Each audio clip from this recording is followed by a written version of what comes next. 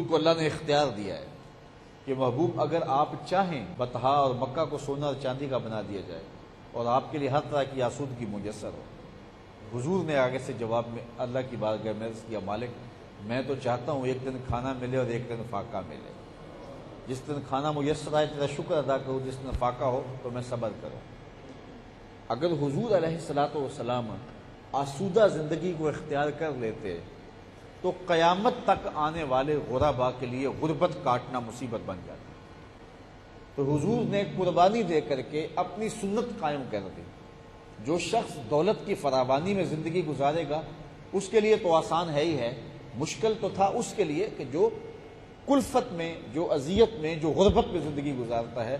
اب اس کے سامنے حضور کی مثال موجود ہے کہ آقا کریم علیہ السلام کے لباس کو کئی پیبند لگے ہوئے ہوتے ہیں، تو اس کے لیے کوئی مشکل نہیں ہوگا جب اس کے لباس کو پیبند لگے ہو۔ اگر کبھی فاقہ آ جاتا ہے تو وہ حضور علیہ السلام کے بطن اقدس کے اوپر بندھے ہوئے پتھروں کا جب خیال اور تصور آئے گا تو وہ فاقہ کاٹنا مستی سے ہوگا کہ یہ تو حضور علیہ السلام کی سنت ادا ہو رہی ہے۔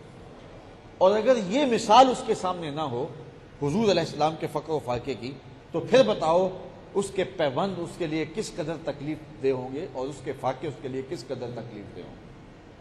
تو جھونپڑوں میں رہنے والے اور اذیت کی زندگی گزارنے والے اور غربت اور کلفت میں زندگی گزارنے والے ایک ایسی مثال پاتے ہیں جس مثال سے ان کو راحت پہنچتی ہے، ان کو سرور آتا ہے اور وہ اپنی زندگی گزارتے ہیں۔ تو ہمارے صوفیاء نے بھی اپنی زندگیاں سادے انداز سے گزار کر کے لوگوں کے لیے ایک روشن مثال قائم کی۔ اس لیے جو قوموں کے رہنما ہوتے ہیں ان کو اپنی زندگیوں کو ہمیشہ سادہ رکھنا چاہیے تاکہ باقیوں کے لیے ایک نمونہ اور ایک احساس موجود ہو۔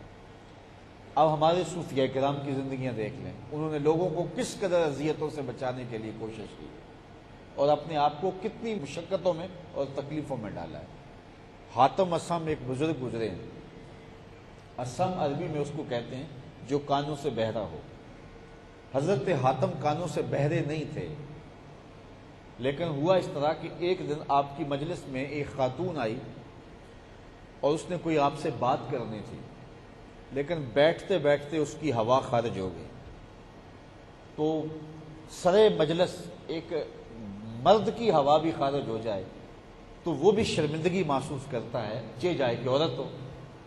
تو جب حضرت کے سامنے ہوا خارج ہوئی تو اسے بڑی شرمندگی ہوئی، دل ہی دل کے اندر وہ پانی پانی ہوئی جا رہی تھی کہ حضرت میرے بارے کیا سوچیں گے۔ لیکن جب حضرت نے کوئی تاثر نہیں دیا اور جب وہ آپ سے بات کرنے لگی تو آپ نے ایسے کان پہ ہاتھ رکھ کے کہا ذرا اونچا بولنا، تو اس کی شرمندگی ختم ہو گئی۔ میں خام خواہ پریشان ہو رہی تھی، حضرت تو بہرے ہیں، اور اس نے بڑی تسلی کے ساتھ اپنی بات کہی۔ پھر جب تک حضرت حاتم نے دیکھا کہ وہ خاتون زندہ ہے اتنی دیر تک بہرے بنے رہے کہ اس کو جب بھی پتا چلے گا کہ حضرت بہرے نہیں ہے تو اس کو تب شرمندگی ہوگی۔ اس کو اس شرمندگی سے بچانے کے لیے ساری زندگی تکلف میں کاٹ دی اور ساری زندگی یہی تاثر دیا کہ میں بہرا ہوں۔ تو اس لیے حضرت حاتم کو حاتم اسم کہتے ہیں کہ بہرا حاتم، حالانکہ وہ بہرے نہیں تھے، لیکن اس لیے کہ اس عورت کو تکلیف سے، شرمندگی سے، ہم تو کسی کی بے عزتی کر کے خوشی محسوس کرتے ہیں نا کہ ہم نے اس کو نیچے لگا لیا، ہم اس کو رسوا کر لیا، ہم نے اس کو ذلیل کر دیا۔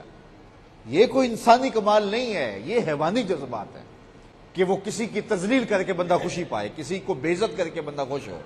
یہ کوئی انسانی کمال نہیں ہے۔ تو کسی کو راحت دے کے خوشی ہونی، یہ انسانی جذبے ہیں اور یہ انسانیت ہے کسی شخص کے اندر جو دیکھی جا سکتی ہے۔ تو کوئی شخص ذلیل ہو رہا ہو تو جو بندہ خوش ہو رہا ہو تو سمجھو کہ یہ انسانی طور پہ کمزور شخص ہے۔ کسی کی ذلت سے جس کو خوشی ہو رہی ہو، کسی کے بے آبرو ہونے سے کسی کو خوشی ہو رہی ہو تو سمجھو کہ یہ انسانی طور پہ کمزور شخص ہے۔ تو جس کے انسانی جذبے بیدار ہیں اور جس کے اندر انسانیت رکھی گئی ہے تو وہ کسی کو خوشی میں دیکھ کے خوش ہوتا ہے، کسی کو اذیت میں دیکھ کے اذیت میں مبتلا ہو جاتا ہے، اور کسی کو اذیت میں دیکھ کے جو ہے وہ خوش نہیں ہوتا۔